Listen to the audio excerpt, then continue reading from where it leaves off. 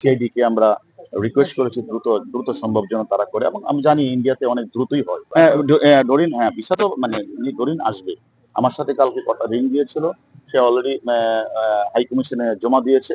সে বোধহয় ভিসা পেয়ে গেছে বা পেয়ে যাবে, সেও শীঘ্রই আসবে। আমরা আমরা দেখেন, আমাদের ঊর্ধ্বতন কর্তৃপক্ষের মাধ্যমে আমরা কিন্তু একটা চিঠি নেপালে পাঠিয়েছি, এবং নেপালের সমস্ত সংস্থাকে আমরা অবগত করেছি যে সিয়াম নেপালি আছেন, তাকে করার জন্য। এবং আমি মনে করি একটা ভালো খবর পাবে। আমরা এখনো আমরা আমরা এগুলি আমরা আমরা এটা হচ্ছে আনুষ্ঠানিকভাবে চিঠি দিয়ে আমরা নিয়ে যাব। আসলে তো আমি তো প্রথমেই বলেছি আপনাকে যে আমরা যে ৩টা বিষয়কে প্রাধান্য দিয়ে আমরা আমাদের পুলিশের ৩ সদস্য প্রতিনিধি আমরা কলকাতায় এসেছিলাম। আমাদের প্রথম কাজটাই ছিল, আপনারা জানেন, আমরা নেতাজি সুভাষচন্দ্র এয়ারপোর্টে নেমেই আপনারা আমাদের সাথে ছিলেন। আপনাদেরকে সাথে নিয়েই আমরা কিন্তু প্রথম চলে যাই ওই আমাদের প্রথম বিধাননগর পুলিশ মানে নিউটাউন পুলিশ স্টেশন, সেখান থেকে আইইউকে নিয়ে আমরা কিন্তু সরাসরি চলে গেছিলাম পিও স্থলে। আমাদের মূল টার্গেট ছিল পিও। কারণ আপনারা জানেন যে আমাদের ওই যে মানে মূল যে ঘাতক আমাদের মূল ঘাতক যে আমাদের হাতে রয়েছে, মূল ঘাতকের কাছে যে আমরা তথ্যপত্র পেয়েছিলাম, তার সাথে প্রথমেই কাজটাই ছিল আমাদের মিলিয়ে নেওয়া।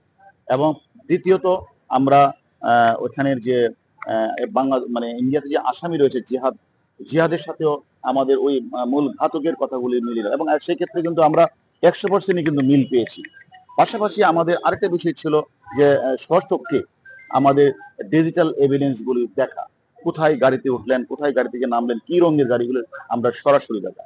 এবং এখানে যার বাসায় ছিলেন আমাদের মাননীয় সংসদ সদস্য গোপাল বাবুর সাথেও আমাদের কথা হয়েছে।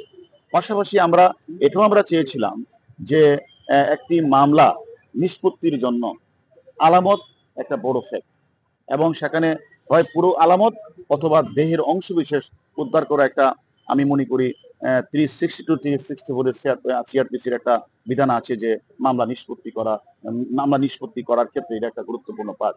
কারণ আপনারা জানেন, আইইউ তার মামলা যখন নিষ্পত্তি করে, তার সুরতহাল মেডিকেল রিপোর্ট এবং সেখানে বিচারাগুলি এবং সেগুলি নিয়ে রিপোর্টের উল্লেখ করতে হয়। এটা আমি মনে করি আমরা এক্ষেত্রে আমরা আমাদের ওই যে ওয়াটার থিওরি আমরা ব্যবহার করে আমাদের মানে ইয়েকে সিআইডি পুলিশকে রিকোয়েস্ট করে আমরা সেখানে তাদের যে কোমর এবং তাদের যে সেফটি রিংটি, এগুলি আমরা চেক করতে বলেছিলাম, এবং চেক করে কিন্তু দেহের অনেক অংশবিশেষ তারা উদ্ধার করেছে।